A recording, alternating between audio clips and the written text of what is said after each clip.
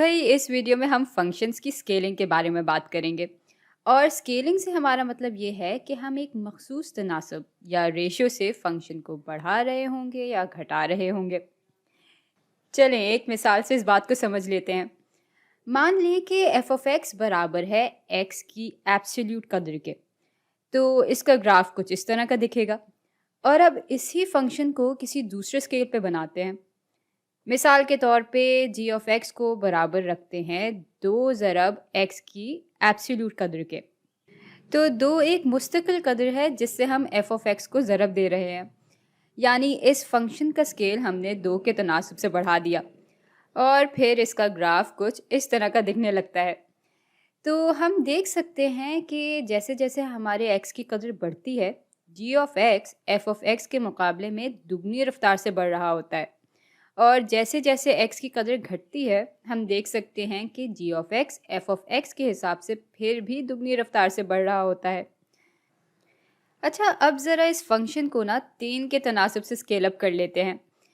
तो अब ये फंक्शन 3 गुना रफ्तार से बढ़ रहा है एफ ऑफ एक्स के मुकाबले में। और अब अगर यहाँ हम 0.5 रख दें तो इसका ग्राफ कुछ यूँ बदल गया। यानी अब g of x f of x के मुकाबले में आधी रफ्तार से बढ़ रहा है। मिसाल के तौर पे जब x 1 के बराबर होता है तो एफ ऑफ एक्स बराबर होता है 1 के, लेकिन जी ऑफ एक्स बराबर हो जाता है 0.5 के।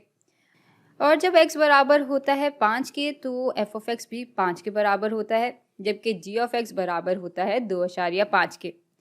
तो जी ऑफ एक्स की ढलान या रफ्तार एफ ऑफ एक्स के मुकाबले में आधी है। अब एक दिलचस्प सवाल ये है कि अगर हमारे पास x की एब्सोल्यूट कदर के बजाय साथ ही एक y इंटरसेप्ट भी हो, तब क्या होगा? मिसाल के तौर पे अगर f ऑफ x को हम बराबर रखें x की एब्सोल्यूट कदर जमा 6 के, तब क्या होगा?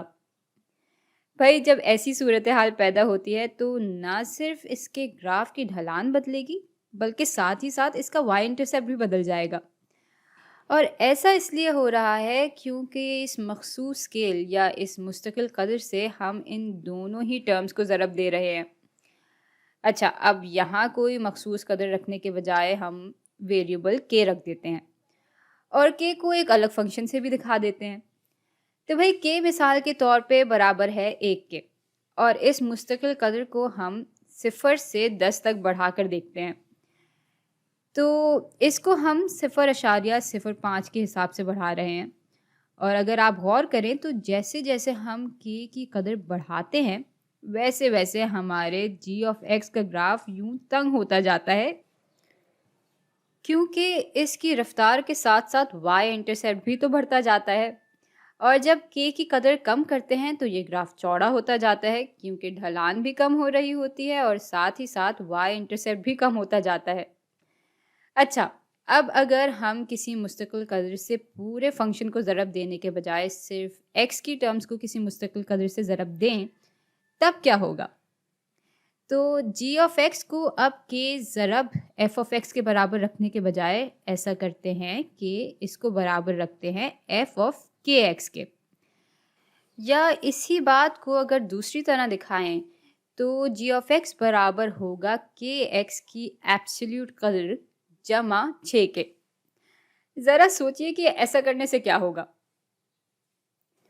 भाई अब के की कदर तब्दील करने से ग्राफ की ढलान तो बदल रही है, लेकिन वाई इंटरसेप्ट में कोई तब्दीली नहीं आ रही। अच्छा, ये तो एब्सोल्यूट फंक्शन की बात हो गई, लेकिन यही चीज़ अगर हम किसी और फंक्शन के साथ करेंगे, मिसाल के तौर पे ये अगर हम किसी क्वाड्रेटिक फंक्शन के साथ करें, तब क्या होगा? चले एफ ऑफ एक्स को अब मिसाल के तौर पे एक्स स्क्वायर माइनस 2 के बराबर रख के देखते हैं। तो इस सूरत में जब हम के को बढ़ाते हैं तो पैराबोला 0 के इस हिस्से से भी और 0 के इस हिस्से से भी बहुत तेज़ रफ्तार या ढलान से कम होता जाता है। और जब हम के की कदर कम करते हैं तो ग्राफ दोनों ही हिस्सों से कम ही हो रहा है, लेकिन अब उतनी तेज़ रफ्तार से कम नहीं हो रहा। यहाँ जी ऑफ एक्स आहिस्ता आहिस्ता कम हो रहा है। अच्छा चलें, अब उस सूरत हाल को देख लेते हैं जब के यहाँ नहीं बल्कि बाहर होता है। और अब अगर आप गौर करें तो इस ग्राफ की सिर्फ रफ्तार ही नहीं बल्कि वाई इंटरसेप्ट भी बदल रहा है। तो भाई मैं चाहती हूँ कि आप और भी फंक्शंस की मदद से स्केलिंग के बारे में मज़ीद जानें और उसके बाद फिर हम मिलते हैं अगली वीडियो में।